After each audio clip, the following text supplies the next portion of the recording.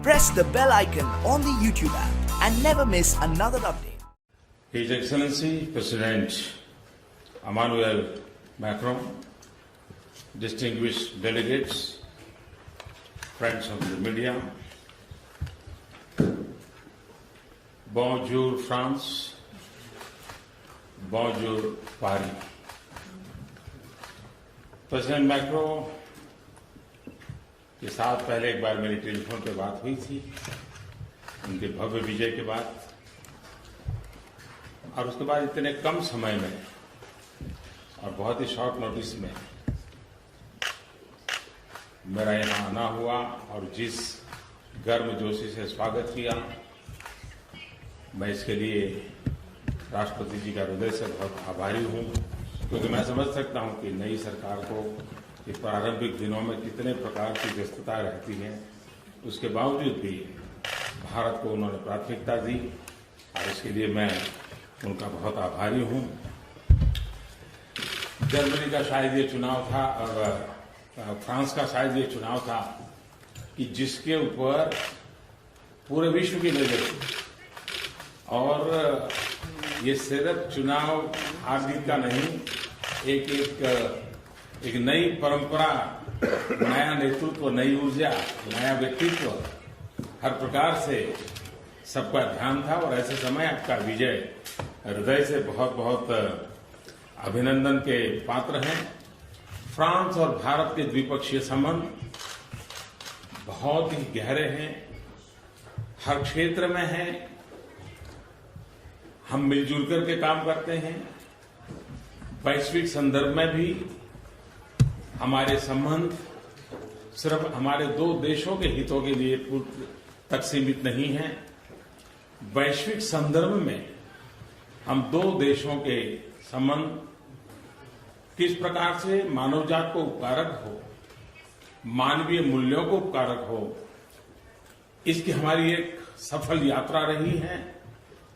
और राष्ट्रपति जी के नेतृत्व में भी ये यात्रा और तेज गति से आगे बढ़ेगी, ऐसा मेरा विश्वास है। विकास का हमारा दायरा, संबंधों का हमारा दायरा एक बहुत बड़े फलक पर है, चाहे वो टेक्नोलॉजी का मसला हो या ट्रेड की बात हो, चाहे वो इनोवेशन का विषय हो या इन्वेस्टमेंट की बात हो, चाहे एजुकेशन हो, एनर्जी हो, एंटरप्रेन्योरशिप हो, हर दृष्टि से। और जैसा अभी राष्ट्रपति जी ने बताया कि student to exchange progress, student के लिए इंटर्नशिप के कार्यक्रम, भारत को ज्यादा समझने का प्रयास, भारत के नौजवानों को फ्रांस को समझने का प्रयास, इसको हम कैसे बल दें, इस पर भी आज हमारी काफी वास्ता हुई। और इसलिए मैं कहूंगा कि एजुकेशन हो, एनर्जी हो, एंटरप्रेन्योरशिप हो, चाहे डिफेंस का मामला हो या डेवलपमेंट का मामला हो, हमारे लिए दोनों फर्क का उतना ही महत्व है। चाहे हम स्मार्ट सिटीज के निर्माण की दिशा में आगे बढ़ना चाहते हो या हम स्पेस के प्रोग्राम में मिलजुल करके काम करना चाहते हो, हमारा दायरा कितना विस्तृत है इसका हम अंदाज कर सकते हैं। कम्युनिकेशन, जैसा आपने बताया कि कम्युनिकेशन वर्ड का इन दिनों में जितना उपयोग है, थ्रेड्स भी है, हम मिलजुल करके इसमें कैसे काम कर सके। और उसी प्रकार से फ्रांस और भारत के कल्चरल रिलेशन एक हमारी साझी विरासत है। और आज जैसा राष्ट्रपति जी ने बताया, इसके बाद हम श्रद्धांजलि सुमन अर्पित करने के लिए जा रहे हैं। हिंदुस्तान के 1.5 लाख से ज्यादा लोगों ने प्रथम और द्वितीय विश्व युद्ध में शांति के लिए शहीद हो गए, बलिदान दे दिया, उनको श्रद्धांजलि देने के लिए राष्ट्रपति जी भी समय निकाल करके हम दोनों साथ जा रहे हैं। ये भारत के उन वीर आत्माओं के लिए मैं समझता हूं ये बहुत बड़ा आपका जेस्चर है। फ्रेंड्स, पेरिस मेरी राजनीतिक यात्रा में एक बहुत बड़ा महत्वपूर्ण पड़ाव है।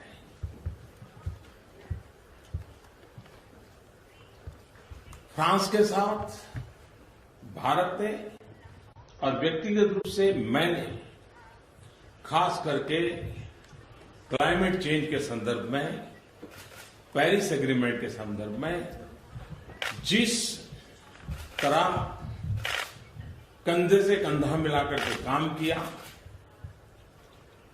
और मैं समझता हूं कि पेरिस एग्रीमेंट ये एक साझी विरासत है,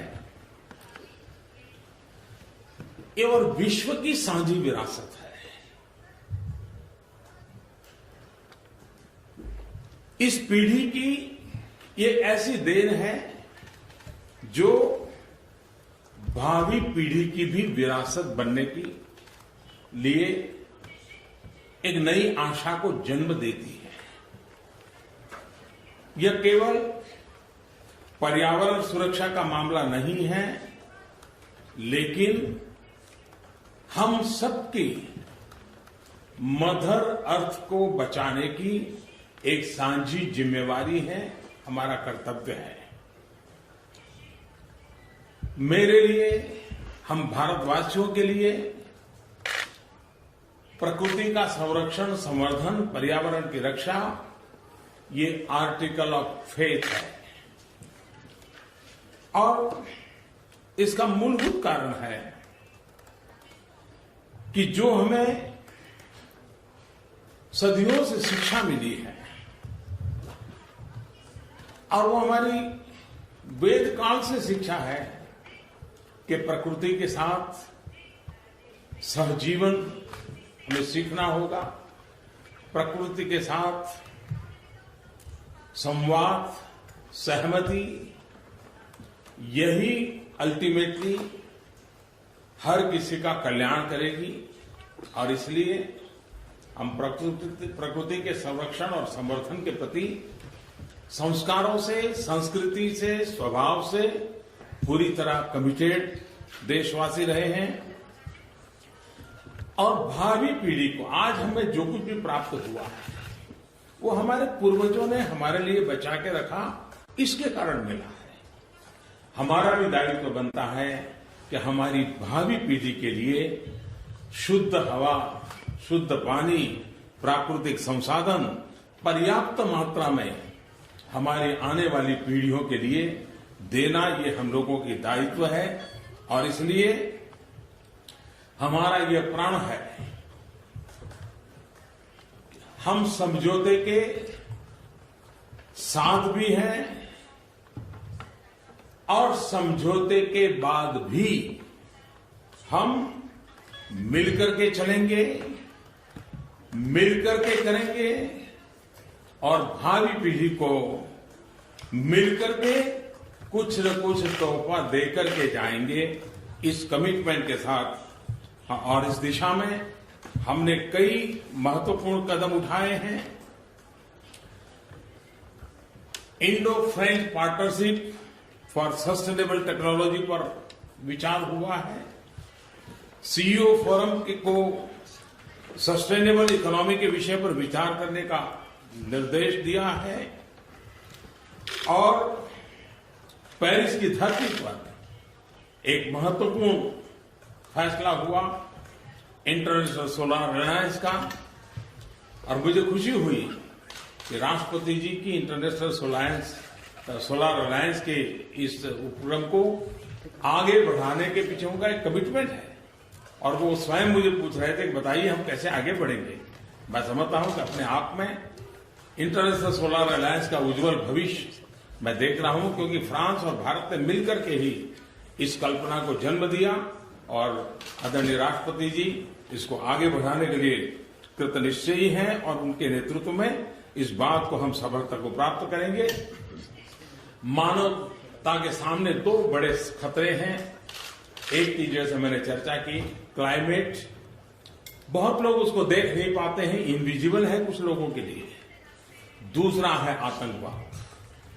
आतंकवाद को हम देख पाते हैं, आतंकवाद को हम अनुभव कर पाते हैं, आतंकवाद की भयानकता हम सुन पाते हैं। आतंकवाद के कारण बच्चे, बूढ़े, महिलाएं, निर्दोष लोग मौत के घाट उतार दिए जाते हैं। फ्रांस का हर बच्चा भली भांति आतंकवाद की भयानकता को समझता है, अनुभव की है। आज विश्व का बहुत सारा हिस्सा इस संकट से गुजर रहा है। आज हमने बड़े विस्तार से इस विषय की चर्चा की है कि आतंकवाद से बचने के रास्ते क्या होंगे, टेक्नोलॉजी का उसमें जिस प्रकार से इस्तेमाल हो रहा है उस पर हम सतर्कता कैसे बरतें, साथ मिलकर के कैसे काम करें, रेडिकलाइजेशन के सामने डी रेडिकलाइजेशन की मूवमेंट को हम कैसे बल दें और विश्व शांति और सद्भावना की दृष्टि से कैसे आगे बढ़े, उस दिशा में हमने चर्चा की है। भारत की हमेशा सोच रही है यूरोपियन एकता के संबंध में, यूनाइटेड यूरोपियन यूनियन, प्रगतिशील यूरोपियन यूनियन, सशक्त यूरोपियन यूनियन, इसके हम पक्षकार रहे हैं। और मैं चाहूंगा कि फ्रांस की ऊर्जावान, विजनरी, यंग नेतृत्व न सिर्फ फ्रांस को लेकिन यूरोपियन यूनियन को भी एक नई ताकत देने के लिए अपना योगदान जरूर देगा। एक सफल यूरोपियन यूनियन, ताकतवर यूरोपियन यूनियन, प्रगतिशील यूरोपियन यूनियन जो वैश्विक संतुलन के अंदर एक बहुत बड़ी भूमिका अदा कर सकता है। मुझे आशा है कि उस दिशा में फ्रांस सफलतापूर्वक अपनी भूमिका निभाएगा। मेरे लिए खुशी की बात है कि राष्ट्रपति जी ने भारत आने के मेरे निमंत्रण को स्वीकार किया है। हम उनके स्वागत के लिए बहुत उत्सुक हैं। मैं फिर एक बार उनका हृदय से आभार व्यक्त करता हूं, फ्रांस की जनता का आभार व्यक्त करता हूं और मानवता के सामने जो संकट है, चाहे वो क्लाइमेट का हो, चाहे आतंकवाद का हो, हम दोनों देश मिल करके इस मानवता के काम को आगे बढ़ाएंगे। बहुत बहुत धन्यवाद।